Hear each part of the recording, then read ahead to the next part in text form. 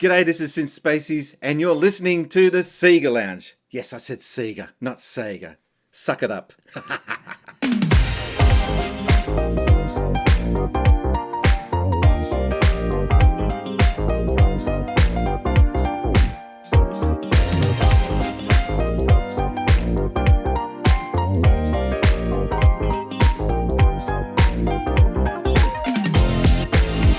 Welcome to the SEGA Lounge, where we celebrate our love for all things SEGA, including the games, the music, and the community. I'm your host, KC. Join me as I talk to different guests and learn more about their projects and passion for SEGA. Greetings, SEGA fans. Welcome back to the SEGA Lounge. Hope you're doing well wherever you are in the world. Hope you're enjoying some SEGA games, and thank you very much for listening to this week's episode. Last week's show was a blast to record and also do live on both Radio SEGA and Twitch. If you missed it, go back and give it a listen, please. We talked about recent SEGA news and discussed the topic of video game preservation. Some very good points were made, so I think you'll enjoy it. And feel free to give us a follow on twitch.tv/The Lounge for future live episodes of The SEGA Lounge and the odd gameplay stream as well. But KC, I can hear you saying, what about this week's guest? Let's get to it.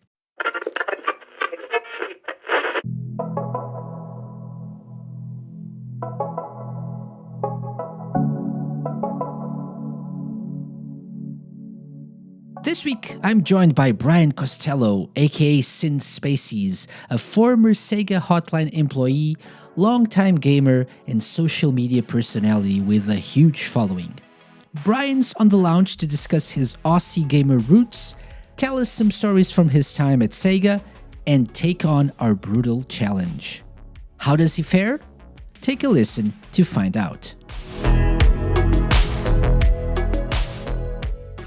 Hello, Brian. Welcome to the SEGA Lounge. SEGA Lounge? SEGA? How you doing? That's the question. Thank you for coming. We'll get into that a little later. Yeah. So, so since you brought it up, so you're obviously an Australian dude, right? Joining us here, and we're here to talk a little bit about your relationship with SEGA. So let's start there. So you're also known as Spacies for people listening to us and not really who is Brian? Have never heard of this man. Brian, okay. Who this dude is. Exactly. So aka Spacies. Brian, first of all, how did your love for video games start, or your relationship with video games start? Well, the name Spacies, long story short, was that when I was a kid, I went to a local milk bar, and a milk bar is basically a place that sells milkshakes and snacks and that sort of thing. It's a very Australian thing, and British. I found out. Anyway, so I went. I was only about 4 or 5, something like that, and they had this gigantic machine, and it had this really weird looking scary alien on the side. Looked electric, and maybe even more people use it now than a joystick, I think. Yeah. True. Yeah. We're like the pioneer of complaining. Okay. So that's where the name comes from, right? Since Spacies. So ever since Space Invaders in that milk bar, you've been gaming. Yeah. Well, yeah, to a degree. So I didn't grow up with in a wealthy household. So my first, Space Invaders, that was around 78, 79. I didn't get to own a video game console until 86. So from in that era, between 78 to 86, my gaming experiences were a mix-up of either going to the arcades, which was a huge thing for us. We didn't get the gaming crash in 83. It didn't really affect us. Or I was borrowing Ataris or Master Systems or whatever I could get my hands on from friends. Okay. And so you mentioned 86 was the first time you had like a proper console. What was it, by the way? The SEGA SC3000, distributed in Australia by a company called John Sands. And John Sands were a greeting card company. And for some reason, they would dabble in board games. And they decided, let's try and see if we can introduce video games into Australia. I actually wanted a Master System, but it was $300 or something back then, which is a lot of money in '86. Mm-hmm. But the SC3000, I'd never heard of it, and it was sitting next to the Master System. It was less than half the price. I thought, I can't afford the Master System, but this is a Sega console. It must be good. So I bought it and ended up not with the better system, obviously, but it was an okay intro to video gaming. Okay. How was the whole? So you mentioned like arcades and Atari. So were video games popular enough in Australia when you were growing up, or was it like a niche thing? No, it was big. Yeah. It was big in my world, at least, anyway. And there was advertising starting on TV with companies that were just dedicated to video games. Just a few meters from where I lived, there's a company called The Gamesman, and they've been selling video games in Australia since 1982, and I think they're arguably the world's longest running video game store. So they started up just before the so-called crash, which, let's just get it for the record, affected America, but had a flow-on effect, I guess, from there.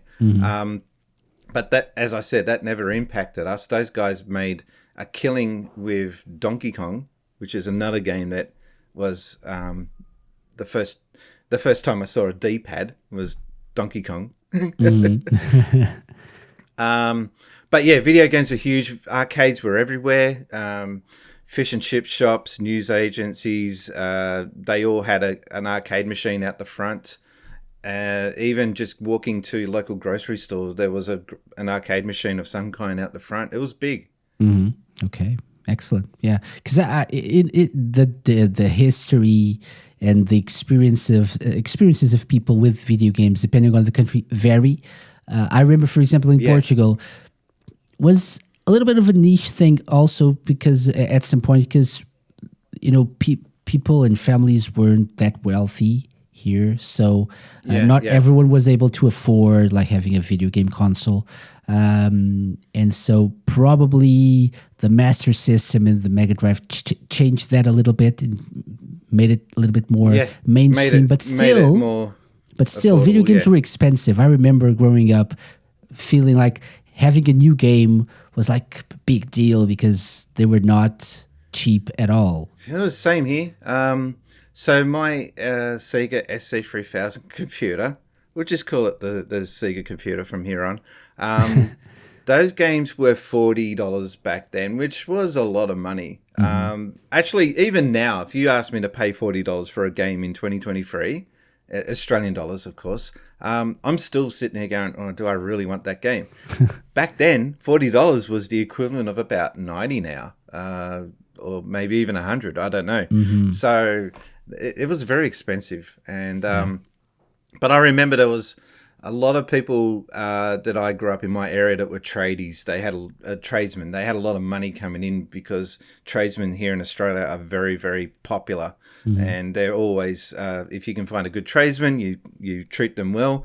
So they grew up rich with all this money that they were making, and their kids ended up getting Commodore 64s, Amigas, and stuff like this. So I would see all these, what I would call rich kids, getting all these fancy, gaming systems, and I'd just be sitting there jealous because I just had to borrow whatever I could off friends. Yeah, I get it. Yeah.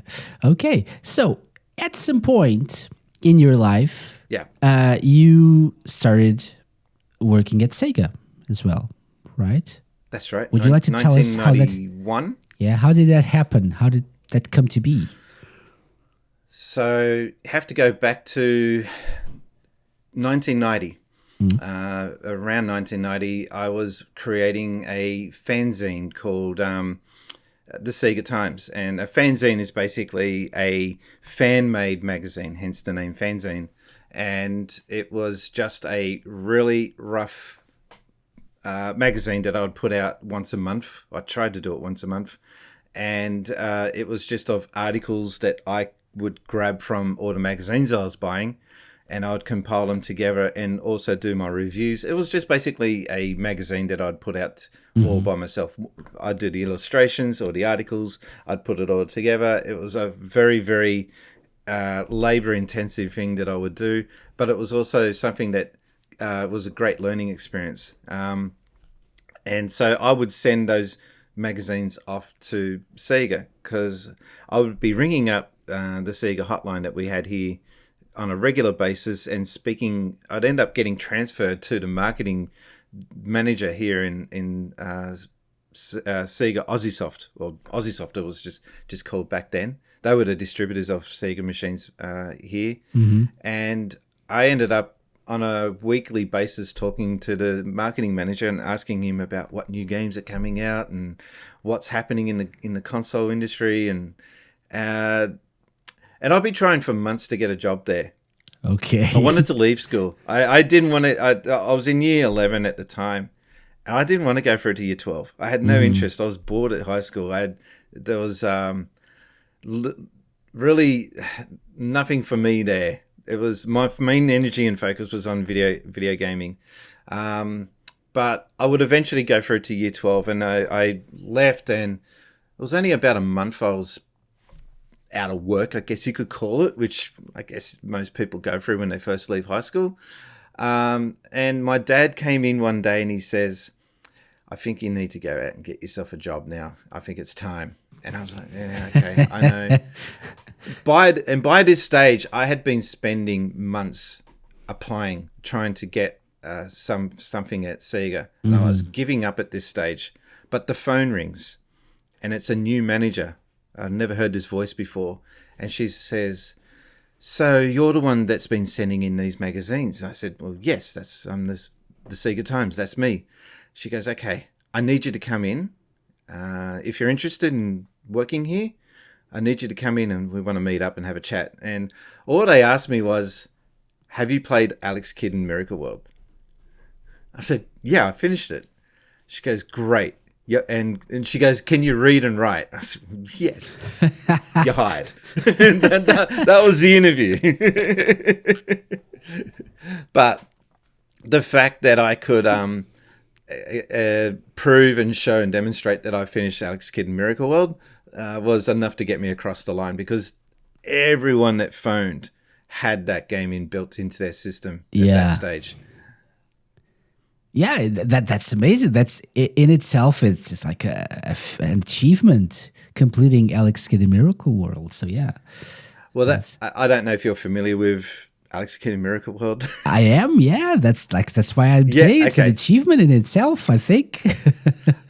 So without getting into too much detail, there's this final stage, and there's these icons on the ground, and you need to run over them in a certain order. Otherwise, a ghost comes out and you die. Dead. There's no getting out of it. So figuring out the combination, you've only got a certain amount of lives. You can only continue so many times in that game.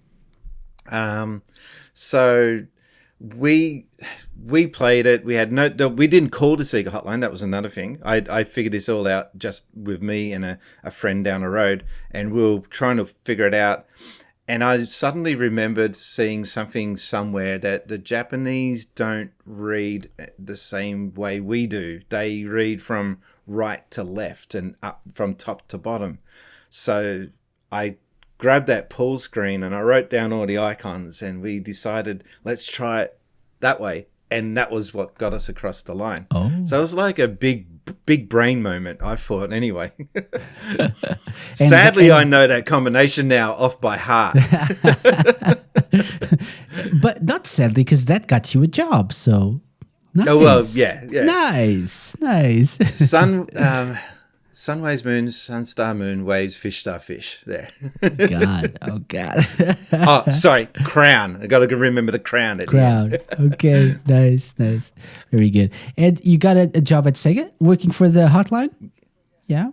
Yeah, so the initial job was to just answer calls coming in. I'm stuck on Sonic. I can't get past level 3, whatever. And I would try to do my best to either guide them through how to get past that section in the game, or I would most of the time just be asking, for cheat modes and any tips, anything that you can unlock in a game. Because as you said in the beginning, games were expensive back then. So when your mum and dad bought you a game, which never happened in my case, by the way. But when your mum and dad bought you a game, you would hold on to that for months. You would be trying to milk the heck out of that game. Yeah. So if you could call up SEGA and they would tell you, oh yeah, if you just press up, down, left, right, you get an entire new mode in it. They'd be like, wow, just got a whole new game, but essentially, yeah. Yeah, that's true. That's true. And I remember at the time, we didn't have much access. I mean, limited, but to magazines and video game magazines. We had at some point we started having an official Sega magazine. Right. But even then, the information we had available was limited, right? It was something that came out once a month. You never knew what exactly they would cover, even if they talked about that game that you wanted to see more info on. You never knew what they would say, if there was information that would lead you to finding secret stuff or not, like cheats or tips or not. Yeah. And I remember calling the Portuguese hotline and asking for secrets. Is there something in a specific, because I remember thinking, I remember in Sonic 2 for the Mega Drive, the Hidden Palace Zone that is not in the game, right? But I remember on that magazine, we had screenshots of what I assumed at that time that would be something hidden in the game. Because I remember playing through the game over and over again and never found that specific level, that specific zone. And I called the hotline. So is there something that I can do to get to a secret level? And they were like, oh, let me just take a look here at my notes. No, I don't think so. Really? Because I feel like there's something somewhere I can do to find something, some extra content or an extra zone. I already know the answer now, but that's 2023, Brian. Not. I'm trying to think back at the timeline. I think we found out about the debug mode pretty early on. I don't know. No one. I only found about the debug mode years later, I think. So no, we knew about the debug mode, and we were giving that cheat out. No, we knew about the debug mode. We obviously knew about the level select early on. Yeah, but it was of course. That was anyone that owned that game pretty much knew that. Mm-hmm. But it was the debug mode that everyone was trying to get a hold of. Yeah, and I'm pretty sure we knew about that quite early on. We got some of our cheats from either magazines that we had been. We weren't given many magazines. I was buying them personally. I should have been claiming them on tax. I didn't. But yeah, I at one stage I had boxes and boxes of these magazines. Sadly, I don't have them anymore. But so we would either get a hodgepodge of magazines, scouring through them, trying to get as many cheat modes and codes as we could. Or sometimes we would get official memos from SEGA of America. Didn't get anything from SEGA of Japan. They were kind of useless for that because the language barrier. Yeah. However, there was one time where because I used to buy Japanese magazines as well, because you would get the absolute freshest information from the Japanese magazines. You couldn't read any of it though. That was the only downside. And that's how I found out about games like Landstalker coming out, which was huge, like 4-page, 5-page spread on this game, and nothing being talked about in the West. It was weird. Yeah. But there was one time where I saw something about a cheat for Sonic. I think it was Sonic 2 on Game Gear. And we didn't have any cheats on file at that stage. We used to use a computer system, by the way. Okay. Not like, I think Nintendo used a combination of both, but we used to do a combination of both, but we had a database. I don't think Nintendo here had a computer. They were using all just paper. Okay. But anyway, getting back to the story, I could see that there was this code or something that unlocked something for Sonic 2, but I had no idea. At the time, Aussiesoft was being bought out by SEGA, and every now and again, you'd get these extremely Yakuza-like people walking through the hallways, and everyone was like, SEGA, and everyone would have, okay, yeah. shoulders up, look impressive, you look like you switched on, and as soon as they'd go, oh, thank God. Anyway, they were having a meeting, and I knew that there was a Japanese guy up there, and he spoke English. So I busted in the middle of this meeting. They could have been talking about something super important, yeah. But here's this guy from the SEGA hotline breaking down the door. Excuse me, I know this is important, but this is also important. And I gave him the cheat. I said, can you translate this little bit here? And he wrote down on paper what the cheat code was in English. We tested it out immediately, and it was a huge celebration. Okay. It works. Wow. Level select. And then went back up there, and I didn't know at that time that bowing was what you do with the Japanese. I just shook his hand and thanked him, high fives. What? Yeah. And it was a culture shock for him too, I bet. But that was my little memory of what we used to do to try and get cheat modes. We'd go to a lot of lengths. Yeah. I didn't even know that was a thing. Like, you had to buy magazines, or you didn't know the codes and the cheats that were in magazines. You were supposed to have inside information. Right? No, we were pretty much like outsiders. However, the benefit of having this inside relationship with SEGA of Japan was that they would send us out ROM chips, and lots of them.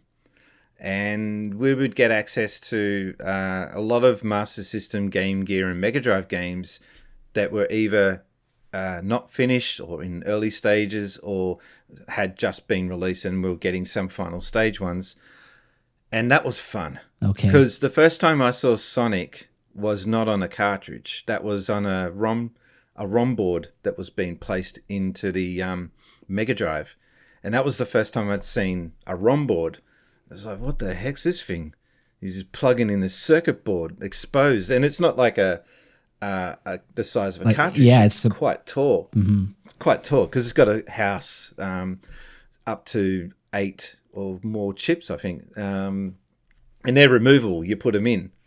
Yeah. So that was cool. But that was the benefit of being able to have access to SEGA of Japan. Okay, excellent. Yeah, thanks for sharing. You said, when I asked you started working for the hotline, you said, yes, that was my initial job. So did things evolve in some way? Yeah, so one of the cool things about working at Aussiesoft at that time was that it was a full promotional company where they would have events at local shopping centres or shopping malls, and we would have 6 Mega Drives and 6 Master Systems all out on display, and kids would just be coming up and playing them, and we'd be talking to the parents. Yes, this is why you should buy his kid a SEGA system. Look how much fun they're having, and all this sort of stuff. Although I don't think I used to use that line. I used to say, the games are cool. So we used to get sent to those road shows, they called them, and we would get a lot of experience in dealing with public firsthand. That was kind of cool. And it's so non-threatening. There's no. It's not like other companies I've worked for since. Like, why is this not happening? And they get angry. But there was no. There was. It was such a happy place to work in. You'd only ever very rarely get people calling up angry or frustrated about something going wrong. Okay. The other thing that. And that would lead me to actually dress up as Sonic once or twice because the guy called in sick. Okay. So I had to be the. Not the casual teacher. You remember you used to have the casual teacher come in and everyone used to make fun of him? I was the casual Sonic. Okay. The substitute. That's the word I'm looking for. Yes, I was the substitute Sonic. Substitute Sonic. Yeah. That suit was so damn awkward. Probably really, really hot in there, right? Yeah, it was super hot, super awkward. It was the first version of the Sonic suit.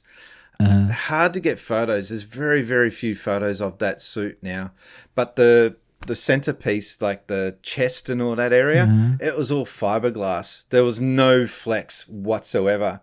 And you had blue stockings on and Sonic boots. And the Sonic boots used to be just like red sneakers.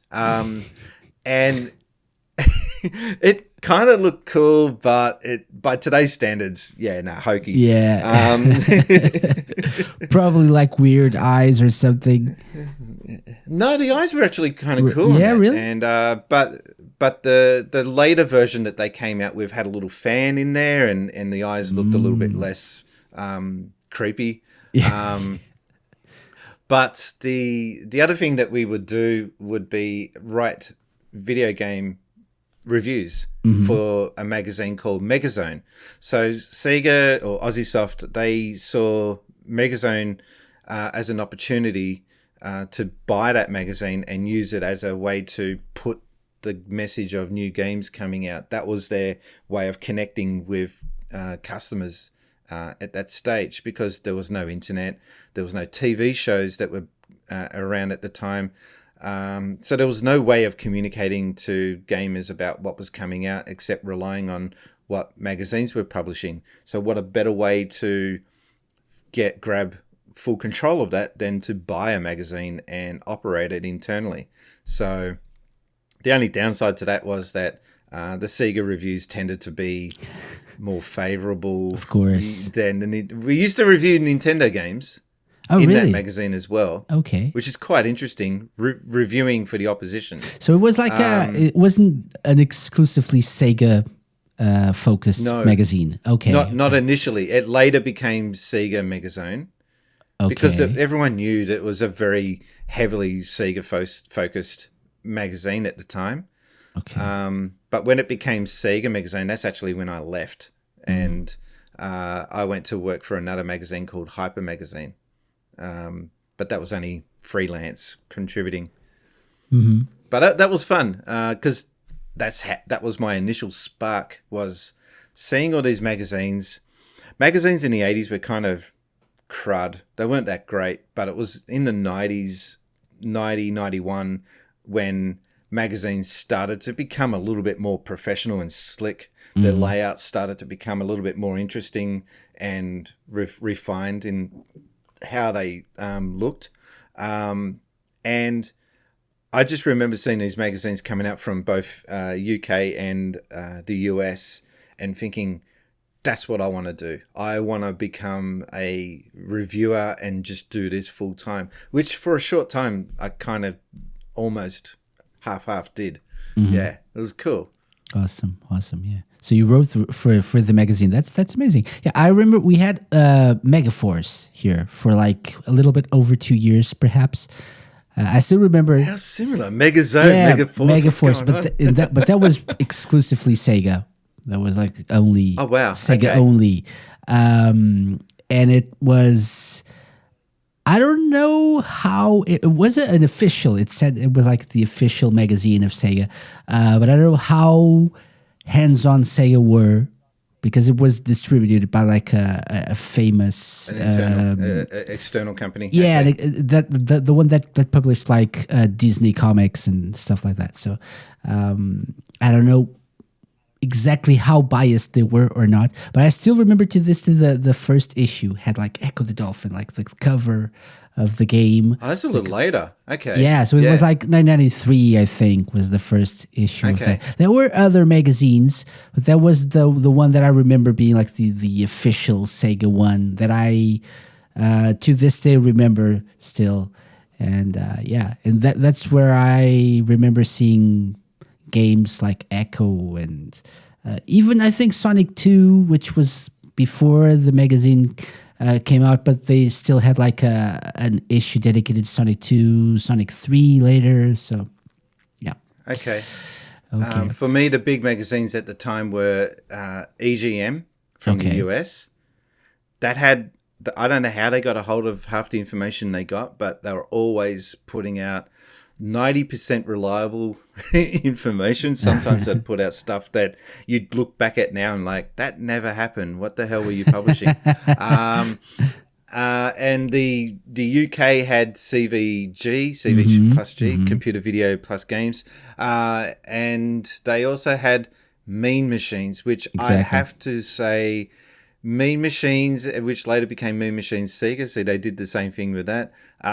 That was my favorite magazine because the art layout. I showed that magazine to the internal Megazone artist, the graphic designer.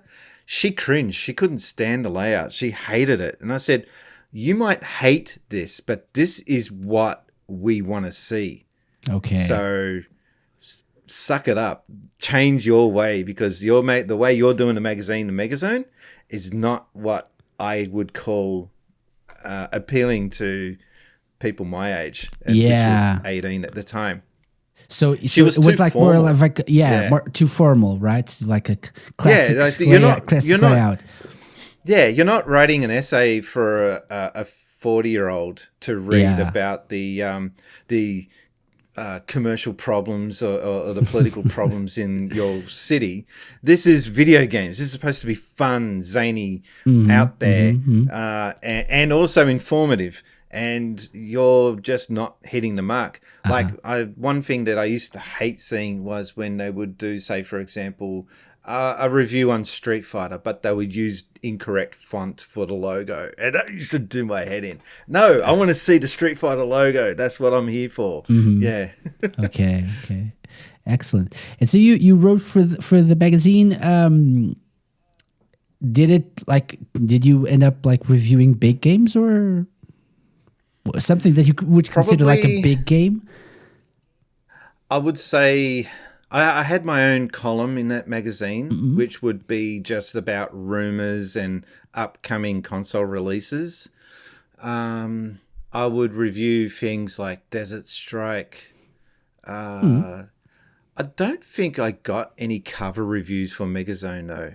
There was no game that I reviewed that ended up on the cover. But later, I would end up reviewing Super Street Fighter 2 for the Super Nintendo when that came out, and that got me a cover review.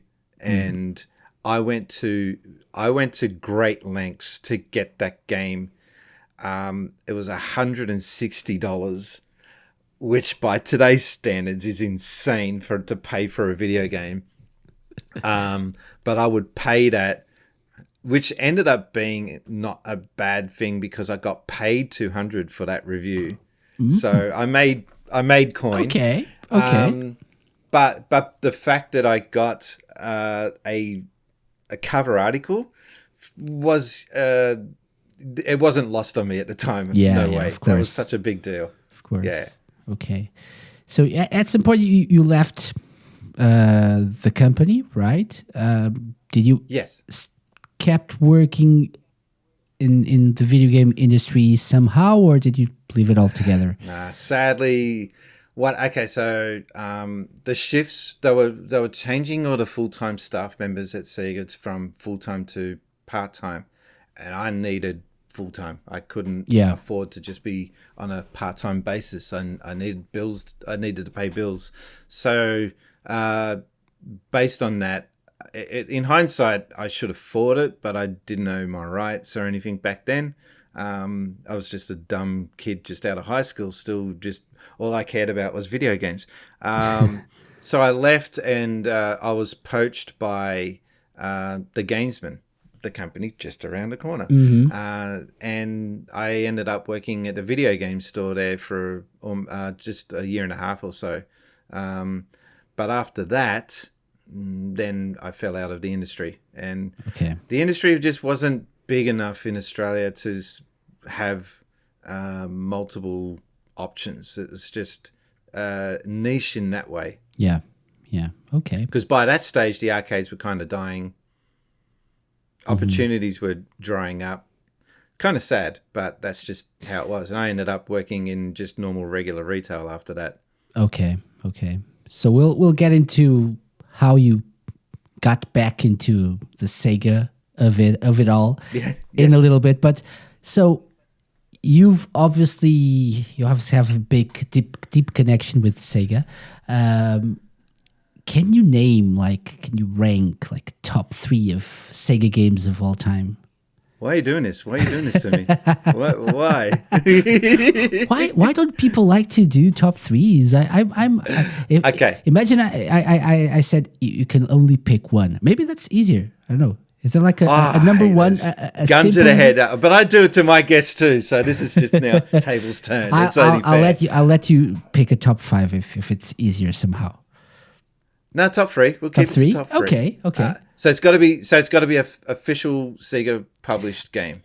Nah. You can just go as long as EA stuff. It's like in a Sega system. It's fine. Okay. Number 1, Sonic 2. Let's just get it out there. Okay. I'm biased, but that was such a huge deal. That was a big release. For sure. And it was, I would even go as far as say, video gaming history at that time. First game to be given a mostly asterisk worldwide release because it didn't come out in Japan on the same day. But that was a huge achievement. I don't know if you've spoken with Al Nielsen from SEGA of America. It was mostly his brain game child, I guess you could call it. The marketing behind it all. Yeah. He was the brains behind the marketing, and that was such a good idea to get it out in one big hit. So Sonic 2 is my number 1. Number 2, Streets of Rage 2. Okay. We actually managed to get to play that in advance. So I was playing the first level on an EEPROM that I was allowed to take home. That was a big deal. And just hearing that music for the first time, it was just like... I remember being so cocky back then and thinking, Nintendo have got nothing on this. This is going to kick their ass. So there was that. And third place... I'm going to have to change gear here and go NHL 94. Okay. I wasn't expecting that at all. Okay. Yeah. I spent way too many hours on NHL games over the years, but NHL 94 was probably my favorite. It had a record-keeping system, which you still don't see to this day, where if you're playing, you would register Brian's playing. And you would have second player 2 register David. And if I scored using my team, Pittsburgh Penguins, if I got a hat trick with Mario Lemieux, and that was the most amount of goals that he had scored against my on that cartridge, it would actually say most goals in a game free, and in brackets it will say Brian versus David. It'll actually say it and keep it and store that. And I'm like, we haven't seen that since. There's that level of record keeping still doesn't happen to this day. So yeah, there's that. EA was a whole different company back then, right? They weren't the scumbags that they are now. I'm hoping that EA suddenly go into a new phase of their history where they suddenly become the good guys again. I haven't seen it yet, though. Yeah, and how they were able to get around Sega's defenses in order to be able to release their games there and stuff. That was That was pretty In ingenious. some ways, that was it was ingenious, but a scumbag act. Maybe foreshadowing of what would happen later, but Yeah, but the results were good because the games they came out with were absolutely awesome. So I think that even though that was not a good look for EA as a company, the gamers were the winners, because without that happening, you would not have games such as John Madden, Road Rash, Desert Strike, and all the other classic EA games at the time. Yeah, for sure. Yeah. Okay, so that's a great top 3. Excellent.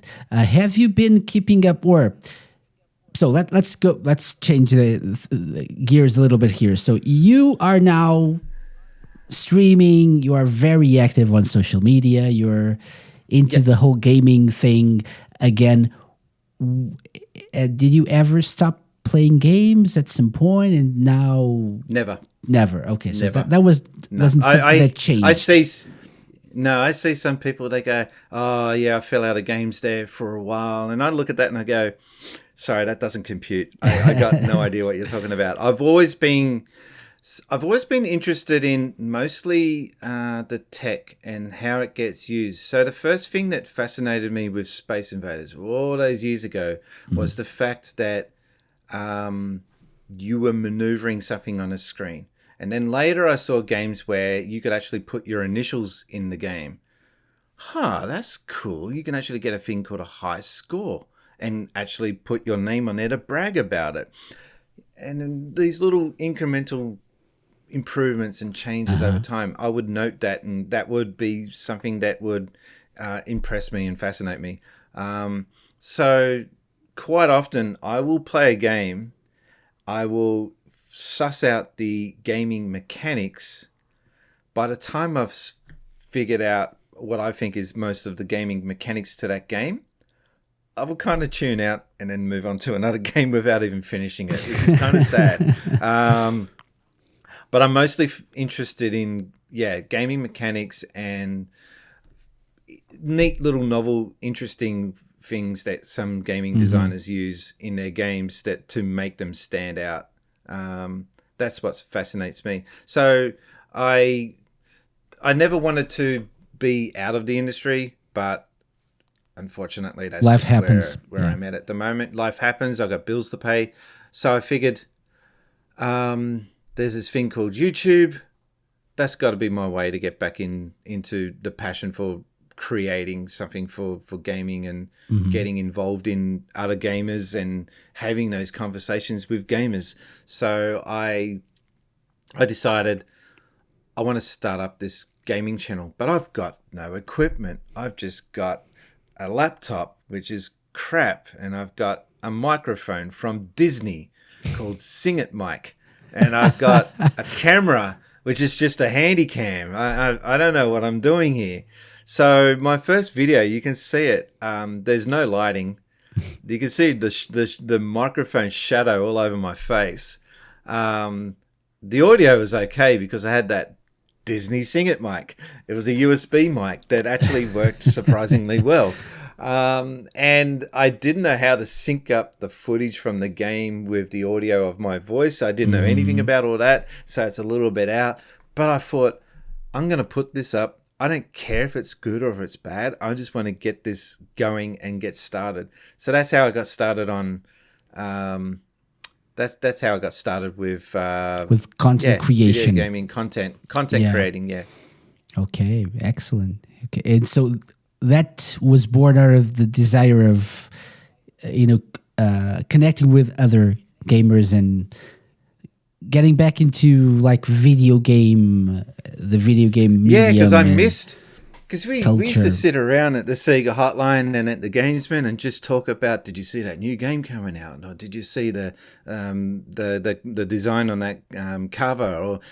And then when I started working in retail, it was just old women complaining that their lunch hours are not 1 hour.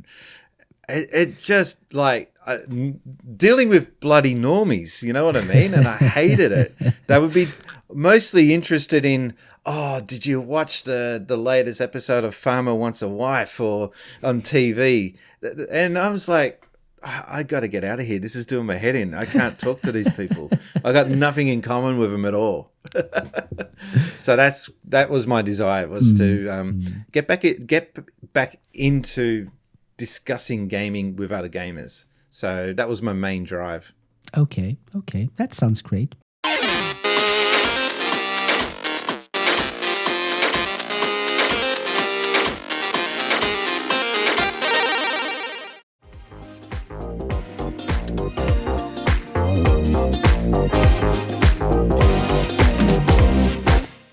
So I have a proposition for you. Since you like discussing games with other gamers, we have a little something on this show called the SEGA Lounge Challenge, which I'd never tell guests beforehand.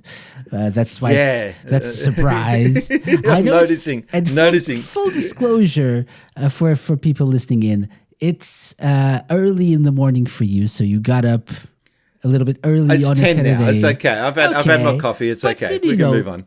I'm just telling people in advance that this is an added challenge because it's early in a Saturday. So, but that doesn't mean it's not going to be awful and hard as hell as it usually is. Now that you know our guests, it's time to put them to the test. It's the moment we've waited for and the moment they dread. Welcome to your doom. I mean, welcome to the SEGA Lounge Challenge.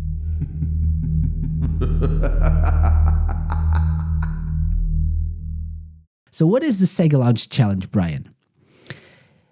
Usually, and especially with guests like you, I like to do something I called the Ultimate SEGA Fan Challenge. So it's 10 rounds.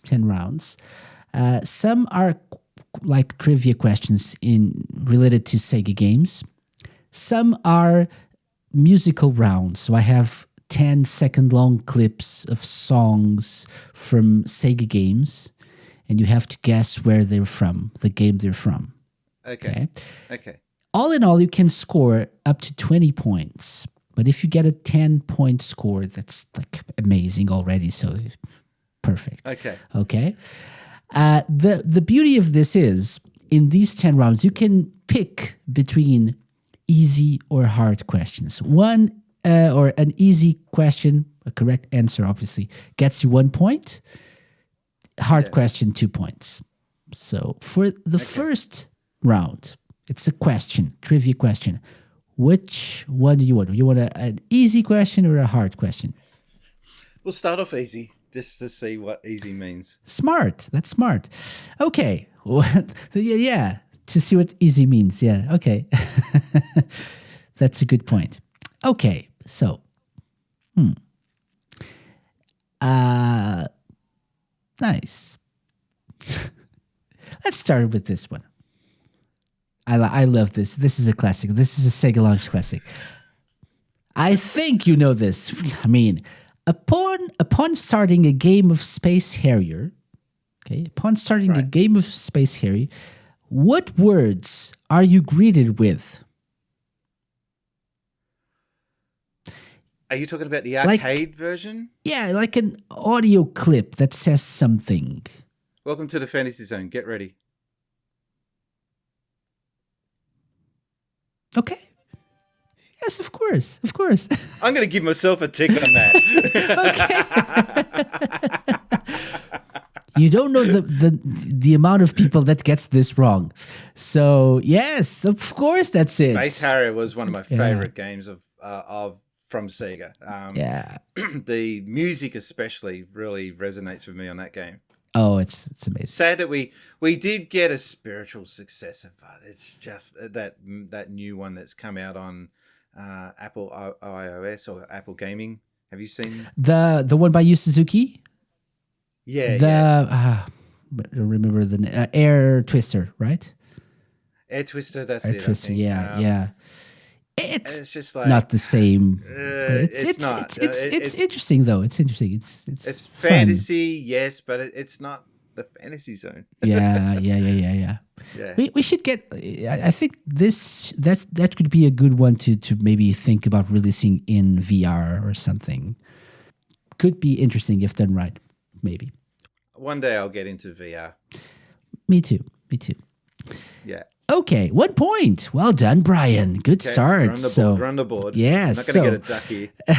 So the first song is coming up. It's round 2. It's the musical round. Okay. So I have a 10-second long clip. You get 1 point for the game, 1 point for the name of the song or where it plays, or if it's like a main theme or like a stage select or something. Context. Okay. Somehow if you somehow can convince me that you know what you're talking about, I'll give you an extra point. Okay? Okay. So, ready for the first one? For this Go for it. first one? Let's take a listen.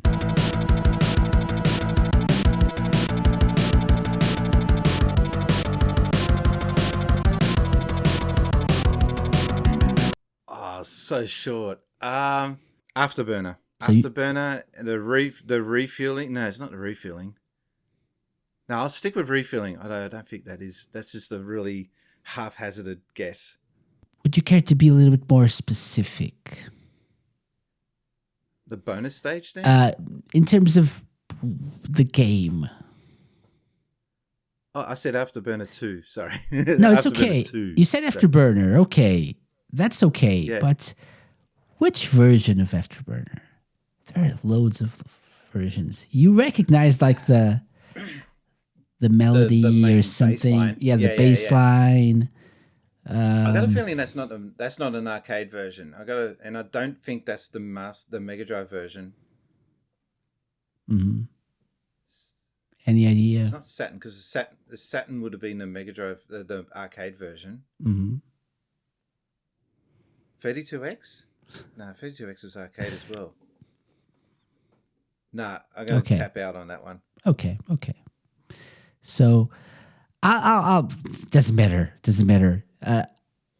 I will give you the 2 points. Good job. Okay. Good job. It's the Amiga version, by the way. Thinking, yeah, because it sounds a little bit off, right? Yeah. It has that tinny sound. It wants bass, but it can't get it. Yeah. So it's the European version of the main theme Afterburner. So yeah, I'll give you 2 points. I think you deserve those. I owned an Amiga for a brief amount of time. Mm-hmm. Did you ever own one or no? Nope. So that's where I first got to use a mouse on a computer. Mm-hmm. And I used to design logos and stuff like that on the computer, although it would take forever to render. But yeah, I love the range of Amiga games, but I just felt that they lacked something. That there was the fact that you couldn't save a lot of those games. It was just you'd play it, and then the minute you stopped, that was the game gone. If the Amiga had an internal hard drive, that would have made that system a lot more interesting, I think. Mm-hmm. Yeah. Okay, so 2 points. Well done. That makes it 3. You're doing amazingly well here. So, round 3, it's a question: easy or hard? I'll go hard this time. Ooh, You're gonna regret it. Maybe, could be. Let's see what a hard question looks like. Okay. This is cruel. Okay, no. Oh, no. Let's go. Okay. Have you ever owned an SG-1000? No, an SC-3000, but very similar. Okay. Are you familiar with the game called Girl's Garden? Yes. Okay. So, in the 1984 SG-1000 game Girl's Garden, right. What's the name of the girl? Oh, God's sakes. I have options. I'll give you options. Okay. I've never ever thought about that. I'll give you options. So, What's her option star sign? A. What blood type is she? That's a very Japanese thing. Yeah. Option A, Minto. I thought you were going to ask me what's the significant thing about that game. But I'm giving you options. So, option A, Minto. Option B, Papri. Option C, Coco. These are all names from characters in that game. I'm going from Coco. Oh, no, Coco would be the bear. Okay, what's the other two? Minto and Papri. And please do explain why. I'll stick with Coco. Why? I thought maybe Coco would be the name of a bear. No, Coco does sound like a Japanese girl's name. Maybe. Because KO. A lot of Japanese girls' names end with KO. Mamiko. So it's Cocco. Coco. Oh, no. It's Minto. not KO. Okay. Minto is Minto. Papri is Papri. All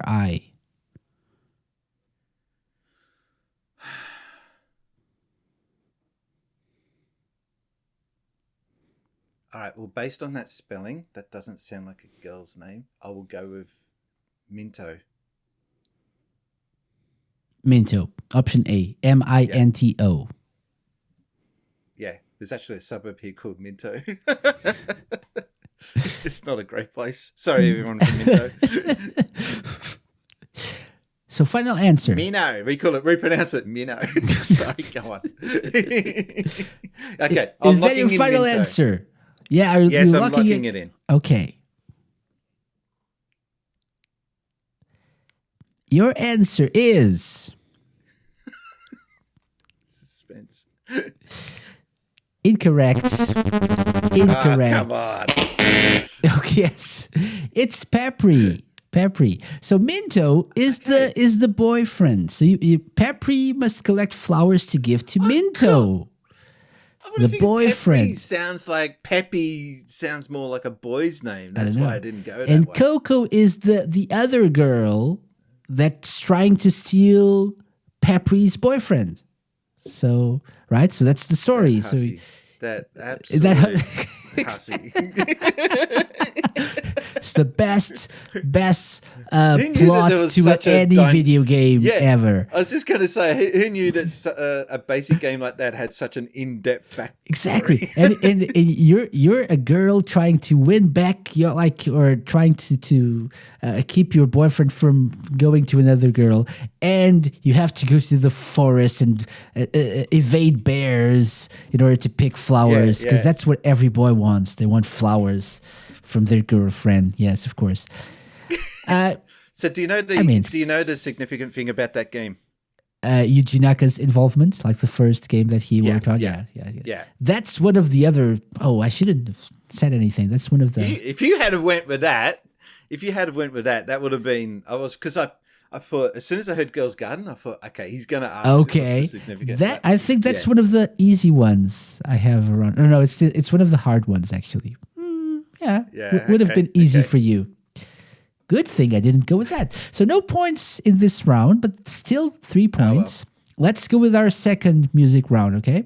So I still want to get that game. I still want to get that game on cartridge. The cover is so goofy. I love it. I'm trying to meme it. I want that game to become a meme because of how goofy that cover is. It's just, the one that she's like, oh, I'm picking flowers, right? Yeah, she's holding a flower. And there's a bear like, oh, that looks yummy. Like a drug bear or something. The games were so innocent back then. Yeah. You compare that cover and then you compare that game to Grand Theft Auto. It's just like worlds apart. I mean, I don't know. If you look at the bear, man, there's probably some drugs involved. So not too far from GTA. The bear does kind of look out of it. Yeah, maybe. Okay, so let's go with round 4, which is another music round. Okay. Another 10-second long clip. Let's see if you can. Hey. Oh, this is an easy one.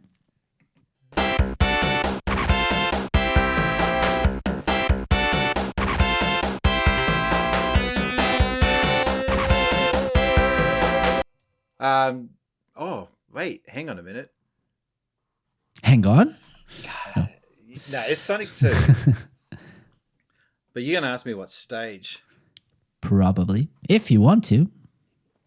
Nah, I can't remember.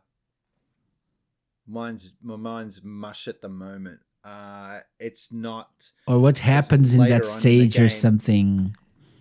Casino? No, it's not Casino. No, I'm actually at a loss as to what level that is. Mm-hmm. I just love the music though. It's such a classic great. iconic music. My favorite track though in that game is the God damn it, brain's going to mush. The second level, Chemical factory. Plant.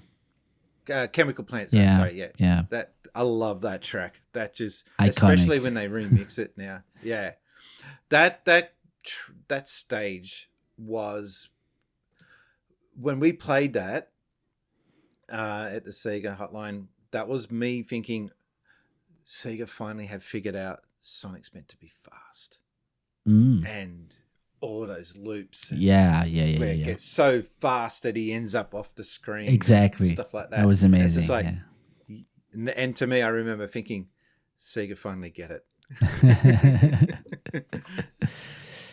But yeah, Sonic 2. So just Sonic 2.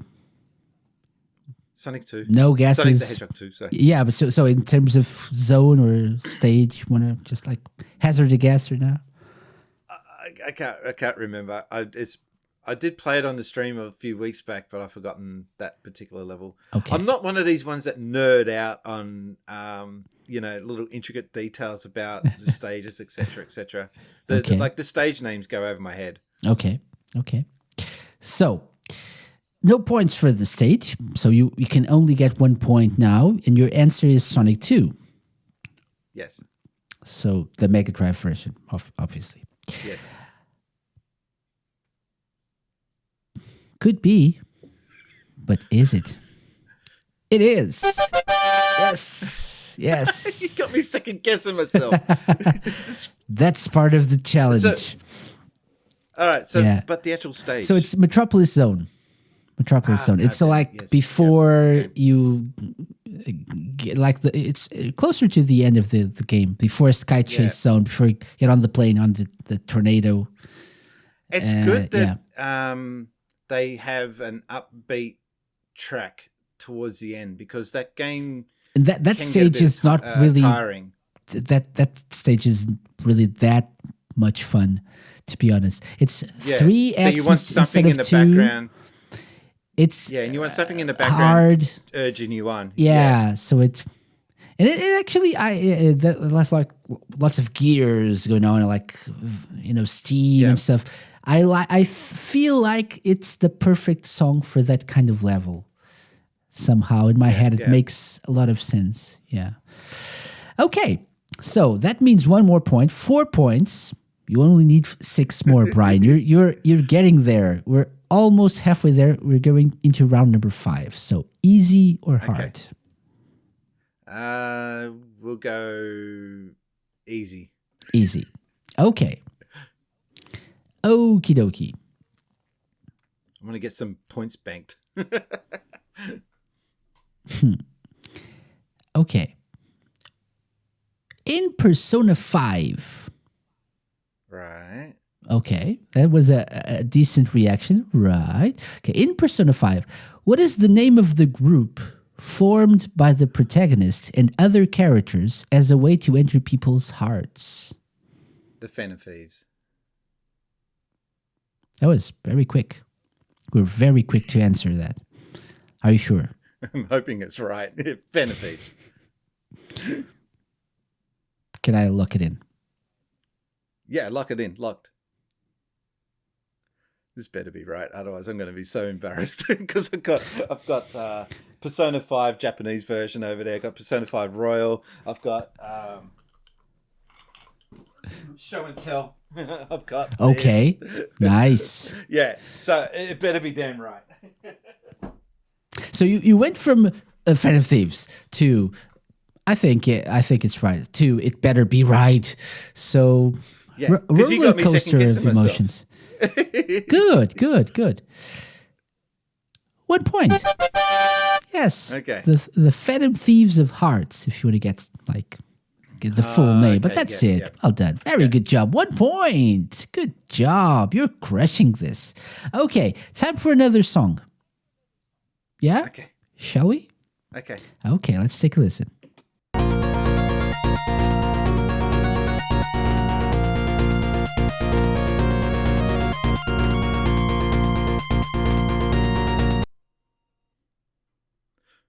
Now he's going to ask me who developed it. It's Golden Axe 2. Again, very quick to reply, to give me an answer. Any idea of stage then? If you're so sure. First level. First level? First level. Sure? From memory, it's first level. Yeah. First level for memory, it's first level. Yeah. I like that second guessing a lot. So no doubts about it. I can just lock it in and yeah. Yeah, lock it in. I get crap wrong all the time, but I'm pretty sure of that one. It's locked in. Yeah. It is Golden Axe 2. Yes. It's the first level, yes. Well done. This guy, I tell you. 2 points. Good job. I don't even get a phone a friend option here on this show. What kind of a show is this? No lifelines here. No lifelines. Yeah, You can exactly. disconnect, though. You can disconnect and never talk to me ever That's the again. only option. Yes, that's the only option. Life's always got options. So, wait. So 1, 3, 4, 6 points. Oh, almost Getting there. Almost Getting there. Okay. So this was called, the stage is called Ravaged Village. Stage 1 from Golden Axe 2. Good job. Just a sidetrack. Yes. Golden Axe 1. What does he say, the text at the start, when he first opens up and you see the speech bubbles and there's a bit of dialogue at the start? I don't know. Something about... Something about Alex. And everyone was like, oh, so Alex Kidd must be in this game.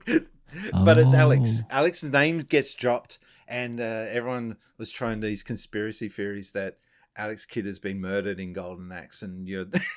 Is it like with every character, or is it a specific character?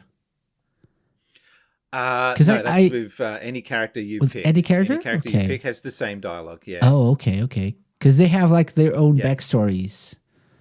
So, but I still prefer Golden Axe 1, the presentation, the intro screens, the music, everything about that first game.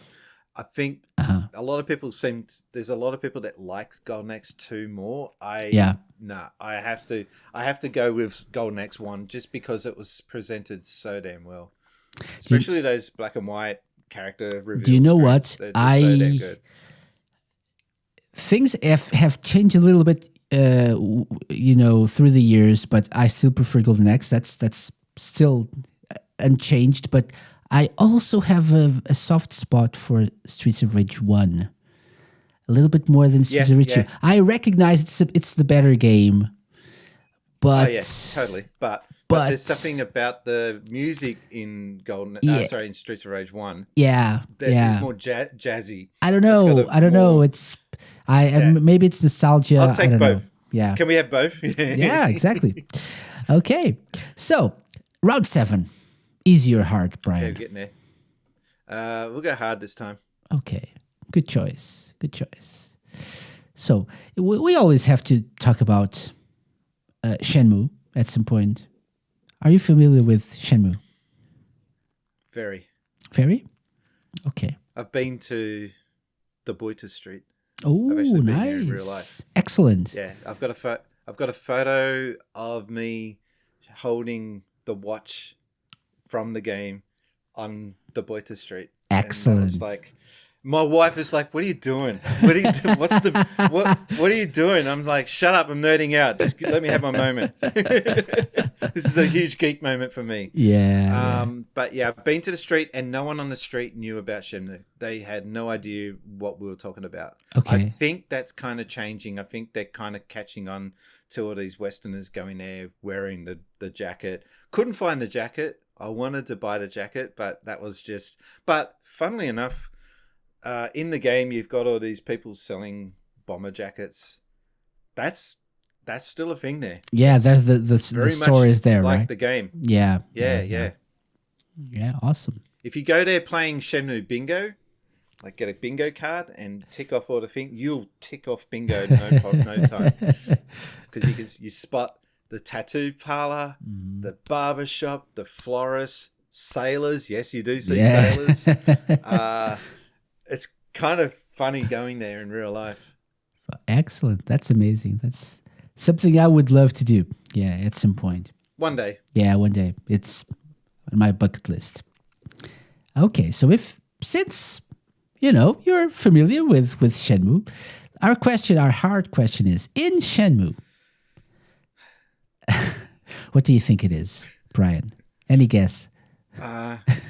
What phone number do you have to call, or what's the password? Something stupid like That's that. a good one. That's a good one. But not the phone number. That's too hard. But the password. But no. Heaven's door. Father's heaven. Gate, mother's earth. Yeah. I used to get really annoyed with trying to remember that one. Yeah. Anyway, go on. So in Shenmue, in the first one, Ryo has the chance of naming an orphaned kitten. He can choose from 4 names. Mimi, Tama, or Chibi are all acceptable choices. But the 4th choice is not accepted by Megumi, the little girl who found the kitten. What is the 4th name choice? What was the... So, Mimi, Tama, or Chibi? Can you see my cat in the background? Not really. She's staring at me. My cat's name is Mimi. Okay. My other cat downstairs. Oh, no, I can see your cat, in the background. My other cat is Chibi. Okay. Do you have a Tama? I don't care about the other 2. No, I don't. No, because you can only pick 2. There's only 2 selectable options. 3. And... One is no. non-selectable. So if you choose the 4th one, she will not. I thought there was only 2 options. You could go Mimi or Chibi. Mimi, Chibi, Tama, or a 4th Tama, one. they won't let you name it Taba. I think so. But there's a 4th one either way. I'm gonna check that. The 4th one, I don't know. Yes. It's she rejects it because it's too much of a boy's name or something along those lines. She rejects it because it's not a good name, she says, and it says it's a boy's name. This one, she would grow up like a ninja or something. I think that's what she said. Story. She doesn't like that because of I can't tell you the name. Any idea? Choose a name, a Japanese name. No. I can only tell you the names of the 2 cats that I've got. Okay. Which is about this actual topic, which is annoying me that I can't picture them at the options. I thought it was only 3 options, but I guess I'm wrong. There are 4 options. You just got me second guessing the thing about she only accepting 2. That I'm not entirely sure at this moment. Because why I've got... But I know there are 4 choices Chibi for sure. And Mimi. Okay. So... You say for sure. A random name. I'm going to question that. And as soon as this question... I've got to lock in no answer. I don't know. No answer. Okay. So... No answer. No points? Pass. Sasuke. Sasuke. Sasuke. I am Googling. Yes, please do. Shenmue cat. Okay, you are right. There are 4 options. Mimi, which is spelt differently to my cat. My cat's got Meemee. We did not name her after this game. Okay. So that's Mimi.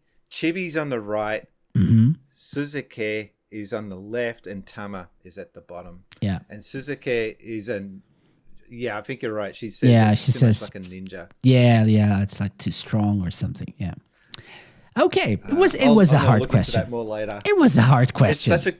But it's such a. My wife loves that character. She doesn't care about video games at all, but she always mocks the sound of the girl's voice, how whiny she sounds. Yeah.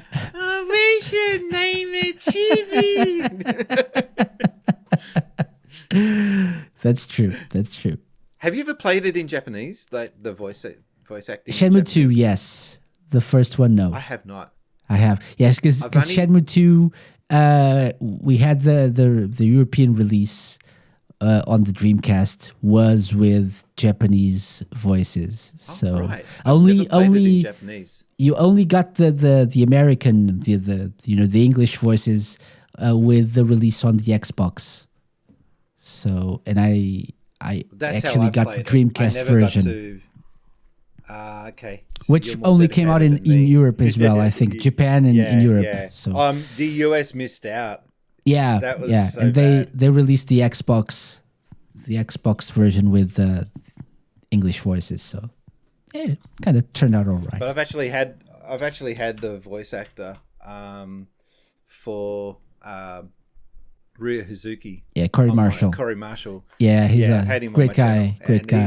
Great guy. And have you seen photos of him? He's so buff, man. He's now he is now. Yeah. Don't give him a beard now. Don't go up to him if you see him at a con, a games festival or something. Don't give him any shit about sailors. He will wreck you. Okay, awesome. So 3 rounds left. Round 8 is the final. Song. I got the question wrong. I'm so dirty about that. Okay, so this is the final song. I will give you an option here. Okay, I'll not give you an option. Let's try it the correct way, which is in reverse. So this is the last one. So it's hard mode. Okay. Okay. The clip is in reverse. Can you get the game? If you can only get the game, I'll give you the 2 points. Either way, okay? So let's give it a listen.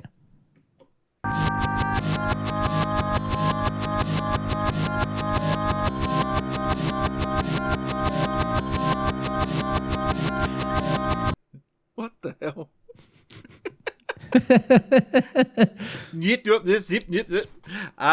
Hang on. I'm trying to hear it in my.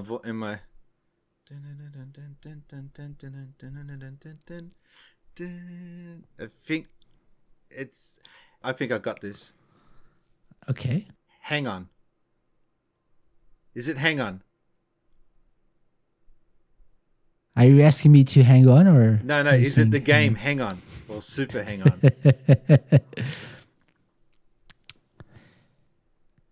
Is it? I'm gonna lock in Hang On because that's the only thing I can think of because of the pacing of Brian. This is so easy, Brian. It is, yes. Okay. Yes. Yeah. Yes. Take a listen. Okay, Let's take a listen.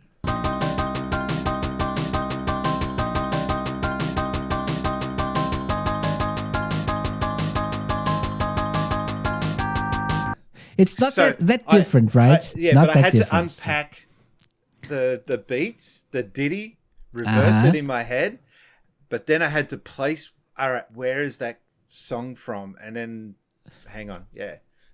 yeah, it's a challenge. So 2 points, well done. I had to fight hard for that one. 2 rounds left, 2 points left.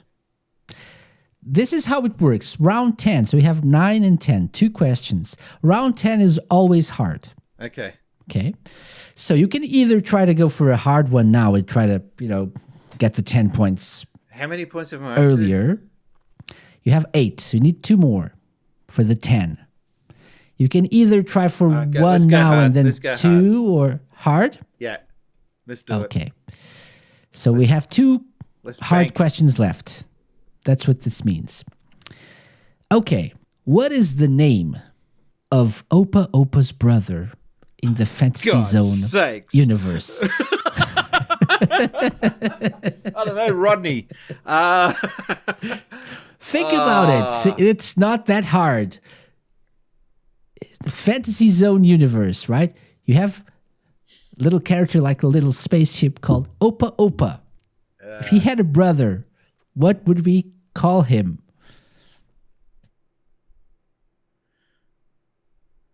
Appa. James. Oh, I said Rodney. Rodney. No, Appa. I don't know. I don't. Like I honestly don't. APA? Yeah. This is just a dumb guess, though. I'm not sure. Is it though?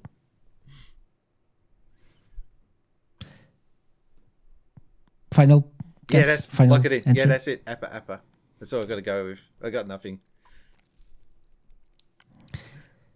So, first of all, no. Okay. But Yeah, it was on the right lines. Oopa Oopa UPA. I picked the wrong vowel. All right. But very close. Okay. Got a Opa hat. Here. There we go. Oh, there we go. Yeah. Yeah. We need more Opa merch, I We feel. need more just SEGA merch in general that doesn't have a hedgehog on it. Exactly. That's Yeah. true. That's very true. Okay. So, final round. Final question. It's a hard question. Okay. It's the last one. For 2 points. For glory, Brian. For glory. We're going for it. For the SEGA Lounge seal of approval. Okay, here we go. Okay. So, let me pick a good one. Okay.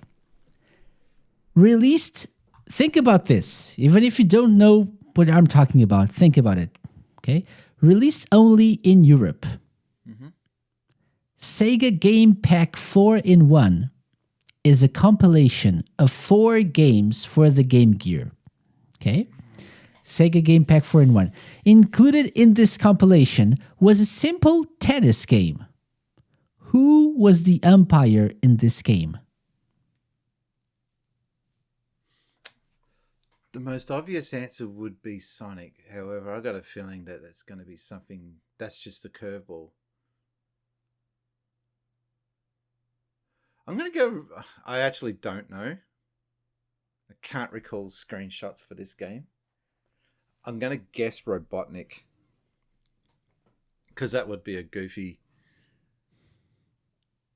If I had to lock in a B for no points but for some glory, I'd go Gilius Thunderhead. Okay.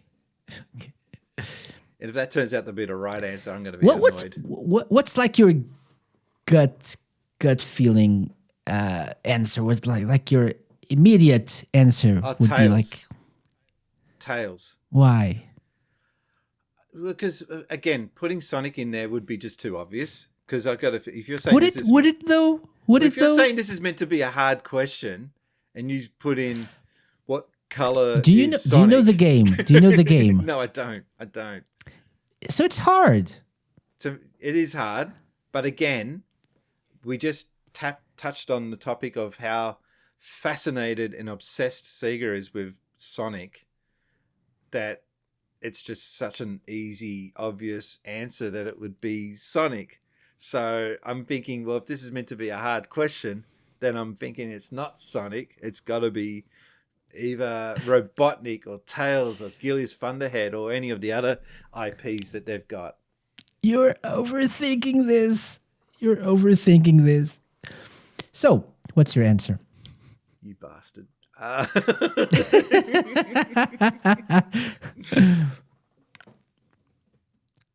right. Don't overthink it. I'm gonna lock. Well, you. Just do it. All right. Sonic. Lock in Sonic. Yes, of course. It's Sonic. Yes, 2 points. What a ride! And that is the SEGA Lounge Challenge, Brian. Well done. Very good. Guys, if 10 anyone else is going to points. take this challenge, make sure you have a few drinks before you get on. Bit of Dutch Well courage. done. And you get the official SEGA Lounge seal of approval, which is a real thing. And I'm going to send you. Exactly. Very good. I'll do the sound effects for you. Thank you. Well done. Excellent. Brian, thank you very much. Good job with the challenge. Thank you. Awesome. I'm still dirty about not getting the Shenmue game right, the question right, because I absolutely obsess over that game. And Okay. Are you a fan of the second one as well?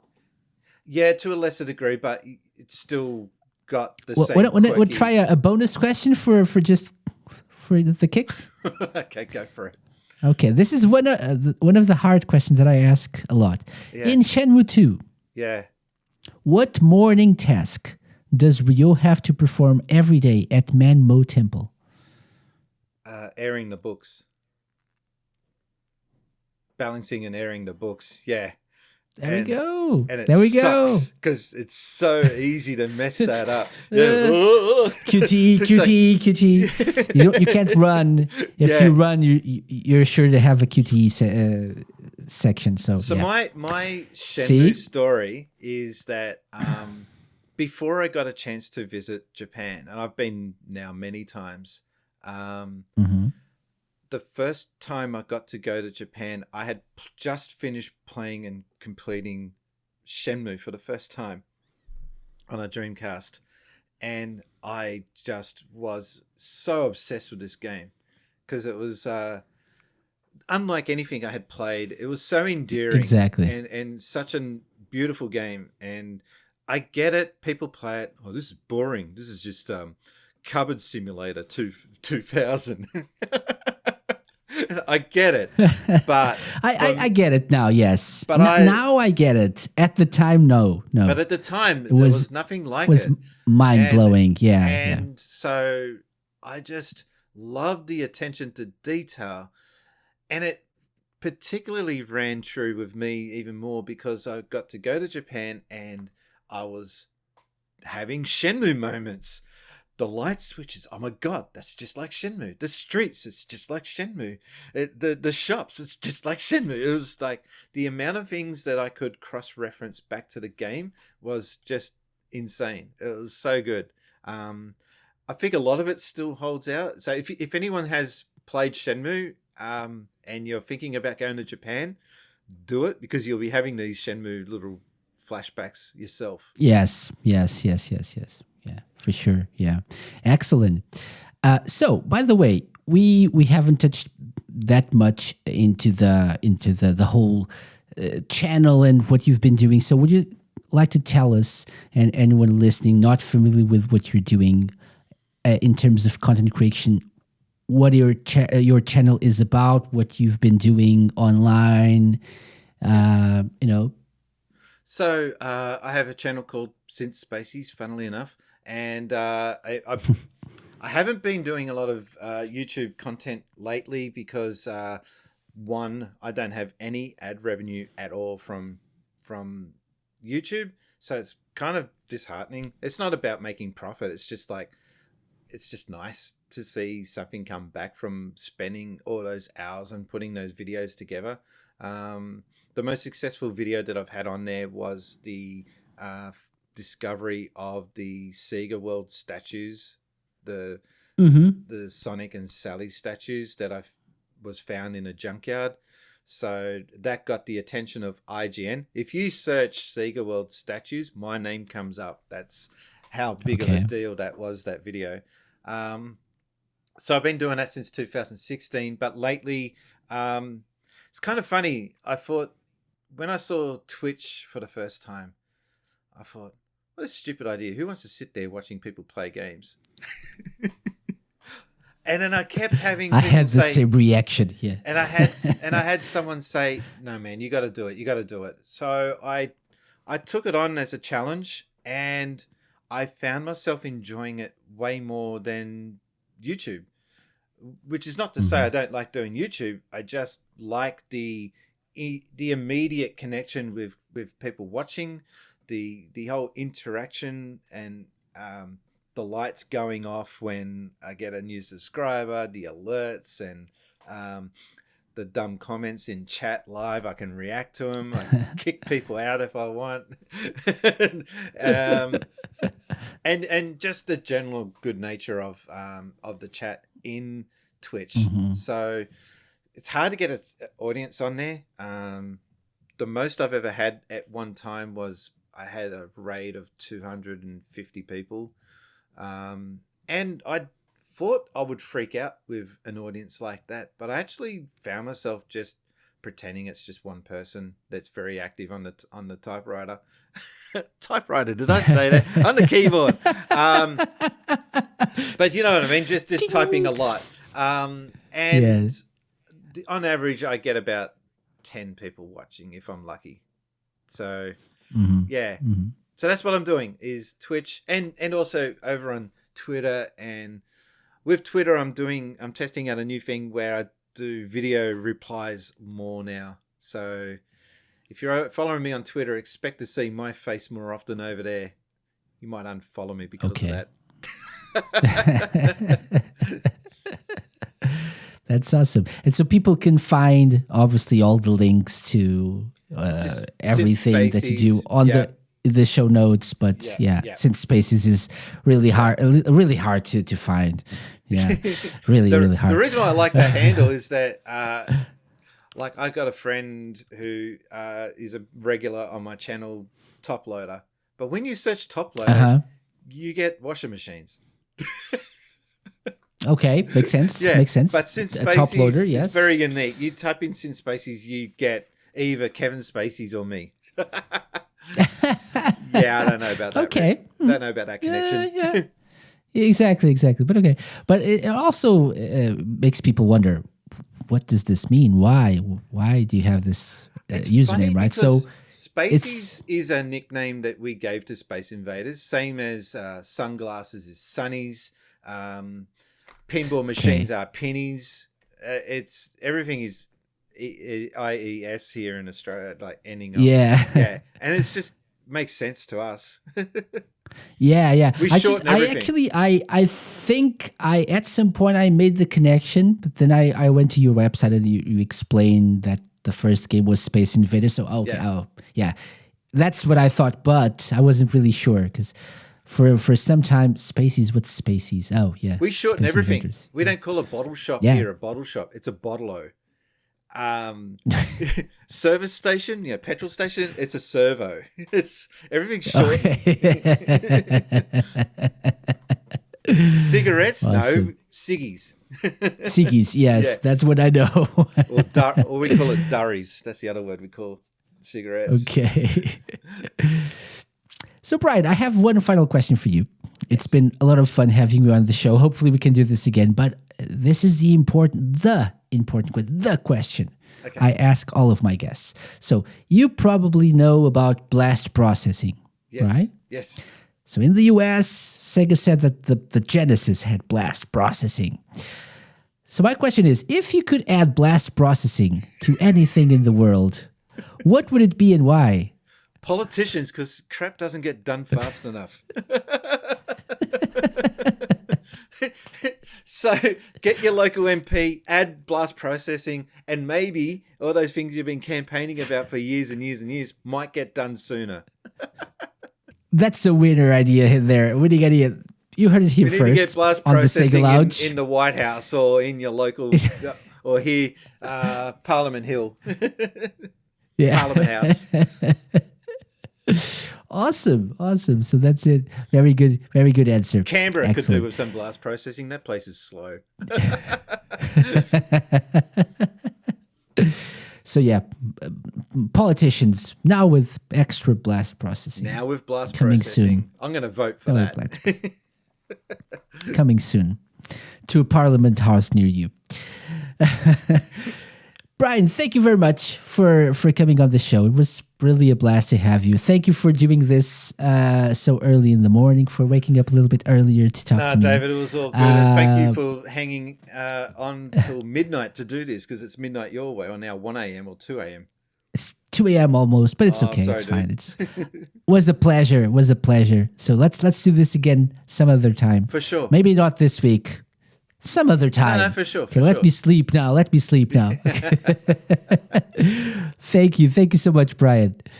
Thanks, and it's been awesome. That challenge was that woke me up now. Thanks, man. That's been awesome.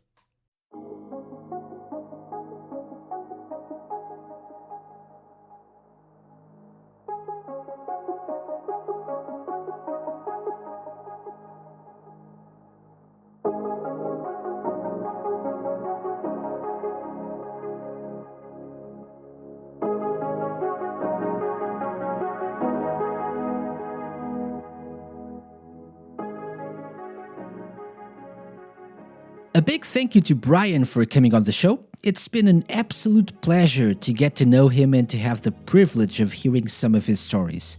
Fun fact, our conversation went on for well over an hour after we stopped recording, so I didn't get much sleep that night, but at least I had a lot of fun. Go give him a follow on social media and do check out his streams. All links will be in the show notes. And that's our show for the week. I'm very busy behind the scenes putting together our next few episodes, which include a very special one next week for all Shenmue fans out there. If you're one of them, be sure to come back then. As always, any suggestions of topics or guests are more than welcome, and you can send them my way on our social media or by email, podcast@thesegalounge.com. Thanks for listening, enjoy your week, have fun, and I'll see you all next time. Bye-bye. The SEGA Lounge, hosted by me, KC, and part of Radio Sega's network of live shows and podcasts. Theme song and incidental music by OSC. Find them at opussciencecollective.bandcamp.com. Got any suggestions? Drop me an email to podcast@thesegalounge.com. Find us at The SEGA Lounge on Twitter, Instagram, and Facebook. You can find previous episodes of the show by going to thesegalounge.com and wherever fine podcasts are downloaded.